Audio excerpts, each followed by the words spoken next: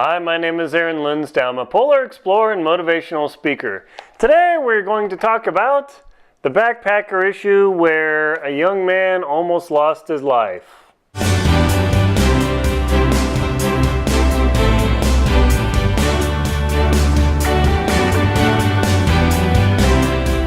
It's incredibly easy to get lost in the woods, as Shuei Kato, 37 years old of Colorado, discovered as he was hiking out in the woods. So this is a question and talk about what should you bring with you to not get lost in the woods. Well, according to the article here, good little article, Kato brought his smartphone. Now a smartphone, these things, they're incredibly valuable. People stare at them like all the time. We ignore each other at dinner, and there's a whole philosophical discussion there. But Kato decided to use his phone with a mapping system to take pictures. He had a picture of the map and everything, and it was totally perfect. And I've actually done this too. I'll just take a picture of the guidebook. I won't have a hard copy with me, and I'll start climbing a mountain or going and hiking around. Well, Kato thought, hey, that's a brilliant idea. So he began hiking and he headed out to a 14er. That means a 14,000 foot mountain in Colorado that he'd wanted to bag or climb for some time. And things were going great and he's cruising along like, oh man, this is awesome. He gets up there and it begins snowing. Of course it begins snowing. It's Colorado. It's not as bad as Wyoming, Idaho, and Montana, but nevertheless, it can get pretty snowy. So Kato's going out there like, no, man, I'm not going to turn around. I'm gonna catch that summit. He finally makes it like, yes, I've made the summit. However, he turns around and he was relying on that, hey, I'm going to be able to follow my footprints. I've done this too. So he decided to follow his footprints back, but the snow started falling so hard that what happened? His footprints filled in. The trail was covered. The sky was hazy. Everything looked all the same. He was lost. How could he be lost? Well, then I'm leaning over and picking up. He's got his cell phone. He can punch into that thing. Well, wait a minute. He's in the mountains. See? Picture of Kato in the mountains there? Yeah. He was completely lost. So cell phone signal, wah, wah, wah. That's right. He didn't have a cell phone signal, but he decided as he was hiking along to take pictures as he was going along. And he was smart. He turned around and took pictures of where he was going. But then he discovered that as he was heading back, he was thumbing through his pictures, which meant he was staring at his phone. It's cold. What happens to your battery when it gets cold and you're looking at pictures? Battery, woot, woot, woot, woot, woot, woot. Yeah, that's right. And so as he was looking along, he looked at, oh, there's that mountain ridge and that tree. And he realized it all looks the same. That ridge looks like this ridge. And in your mind initially, oh yeah, I'll totally remember that. But as you're going along and you see ridge and mountain after ridge and mountain. Yeah, you get it? Rocks, ridge, mountain, trees. It all looks the same. Unless there's some incredibly distinctive peak like Grand Teton, you're going to actually set yourself up for some real danger. But the snow's coming in. Just like today, up in the mountains, the top of the Tetons were completely obscured. It was impossible to see them. There was a little bit of snow falling, couldn't see anything. So even though I have a reference picture of where I should go, toast. So Kato starts to realize, like, man, I am getting lost. And he's starting to hike along and he gets in trouble. I think the article says... let's see. Yeah, I got a couple things highlighted here. I decided to reevaluate. The challenges was sun was directly overhead. He had no sense of direction. And he hadn't packed. That's right. The old school compass. And he even thought about this and he said, I figured my phone screenshot of the route would be enough. It's not. I've done that before. I've gone out, I've studied the screenshot, and I've gone out there, I'm like, man, what the heck, I'm lost. For direct line of sight travel, this works all around the planet, doesn't have batteries, doesn't reboot, you can drop it, it will probably survive. And as he was going along, he said, I started down looking for familiar landmarks. I was referencing photos I had taken during the ascent, but it was little use. I couldn't distinguish one tree or ridge from another. Quotes directly from Cato. And he goes along later and like, yeah, man, I can, oh man, I didn't download the offline maps into my phone. But what if you do? Like, yeah, I downloaded the offline maps, Google, whoa, woo! Nope. I left the trail and headed up a nearby knoll because I was lost, hoping I'd find cell service to message with the last of my battery. After 2 hours, I got to the top and turned my phone on. Blook, blook, blook, salvation in hand. I watched the signal bars as it powered up, hope soaring in my chest. And just then, my phone died. Womp, womp, womp. My one chance to make a call, and it was over before it started. And there Cato was, in the middle of the forest in snowy conditions, hungry, a little bit cold, and supremely scared.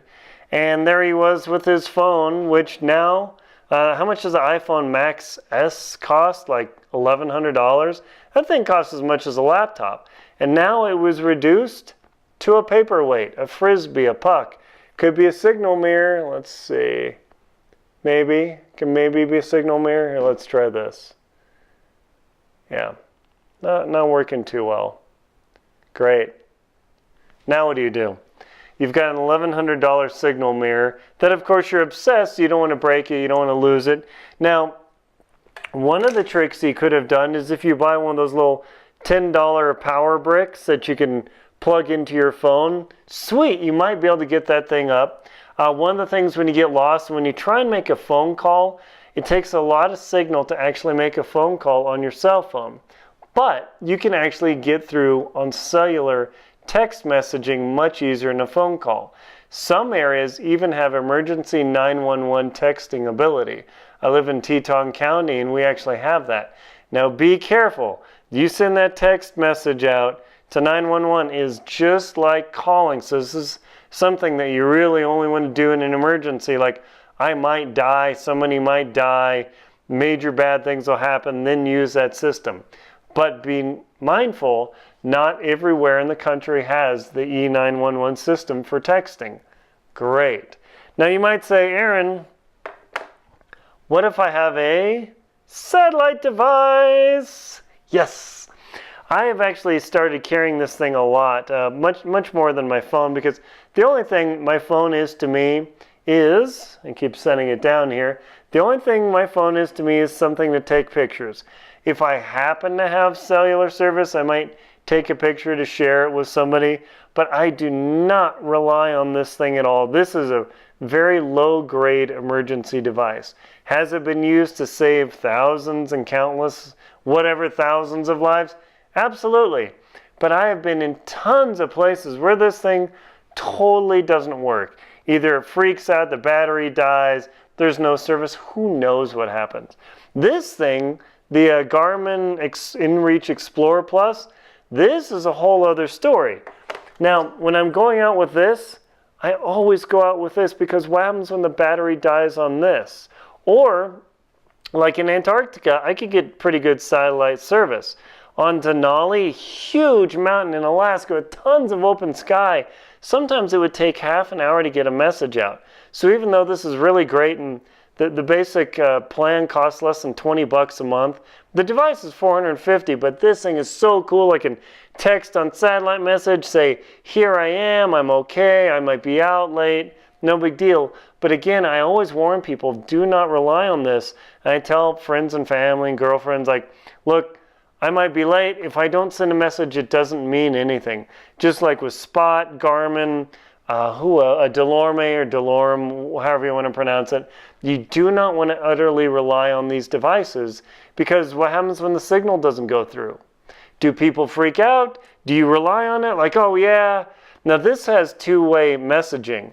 This basic Spot system does not have two-way messaging. So always remember, yeah, I send a message. Totally might not have got there. You don't know. So a two-way message is superior. There are devices that you can actually hook up to Bluetooth in your phone, to use the Bluetooth to go into satellite, to send it up to space. But what happens when the battery dies and the battery dies? Oh! So no matter what I do, I always advocate bringing, oh, you can't see it in the dark, sorry, the old Boy Scout compass. This is A10 by Sunto, Silva, who else? Whoever makes the compass. I even have a compass on my watch. I have one of those Casio Adventure watches. I don't like the LCD Sunto just because it takes a lot more power. It's hard to see, battery, whatever. This thing, low tech. And if you're really slick and you read the Boy Scout handbook, with an analog watch, you can actually use the analog watch as a compass. Not with the compass mode. This has a compass. It's a little irritating, but that's another review. But using the analog hands of the watch, you can actually, between the time of the hands, you can actually figure out if you can see the sun where north is. This is the coolest Boy Scout trick ever. But barring that, the compass would have saved Kato from, how many days was he out there? Survived cold, wind, and hallucination for 4 days in the Colorado backcountry in October 2017 alone. Fortunately, he got lost. He even had a stove. I mean, he was kind of prepared. He had a stove, but the wood was so wet from the snow and the rain, he couldn't get a fire started. But all of a sudden, he heard helicopter rotors on the third tree line. Yeah, fourth day, he heard helicopter rotors. Man, he got motivated to start a fire. One thing, he has the, whatever it is, the jet boil. Really hard to start a fire. Great for boiling water, but for that. But he put a huge amount of effort in not laughing. Not laughing because it's not humorous, it's because it's dark, and that's how we deal with humor here. Trust me on this one. He spent all this energy to hike up to this high ridge to look around. He couldn't see a road. He couldn't see the trail. He was really in trouble. But fortunately, he had been gone so long, I think, the article didn't mention it, he must have told somebody, hey, if I'm not back, please come search for me. And he heard a helicopter the day previous and nothing happened. But he was able to get a fire started, didn't burn down the forest, and 3 tries and lit my pile of tinder. I saw the chopper turn toward me. I was getting out. Man, he was in trouble. Now, you could get water from the snow. I'll discuss about that in another video. Man, I got a lot of video ideas. But leaving a message for somebody to say, hey, if I'm not back in a day or two, please come look for me. That is key. Aaron Ralston, the guy who had to wing off his hand with his dull Swiss Army knife. Whew! It's because he didn't tell anybody where it's going. So at least Kato told somebody where he was going, or he might very well still be out there as a body. So just remember, folks, when you're out in the wilderness and you're hiking around, like, yeah, I want to get that summit, the phone is okay, but you drop it, you smash it, what are you going to do? The Garmin or the Delorme or Spot, kind of cool, better, but I have had some trouble getting satellite signal next to mountains, just the nature of the beast. Old school $10, $20 compass, Boy Scout tool, let me tell you, you could at least, like, okay, I'm going to make a sighting. I know the mountain is at 300 degrees north. That means if I turn around at 120, if nothing else, and I follow that, I can be completely fogged in, blinded on my goggles, in a raging snowstorm on a mountain in Antarctica. This compass will take me home. Always remember that. Nothing wrong with that. It weighs, I think, 2 ounces. You just toss it in your backpack. Totally forget about it. But the one time you get there and you remember and you train how to use it, the compass can save your life. And Kato definitely admits, I really wish I would have had that. And you can see him sitting there in the review of the mountain. So people, when you're headed out, the phone is an okay tool, but have something that navigates without power, i.e. a compass. Always let somebody know where you're going. Have a plan. If conditions are getting bad, turn around. I promise the summit will be there next week. Guaranteed. I've turned around a lot. That's why I'm still alive. So, anyway, Remember those recommendations. Do not do the technique of just relying on your phone. They are not reliable. They are not an outdoor emergency tool as your primary and only device. My name is Aaron Linsdau. I'm a polar explorer and motivational speaker. I hope you've got some thoughts out of this video. Please like and comment on your non-reliable device about my video. And please help me out by subscribing to my channel. Thank you.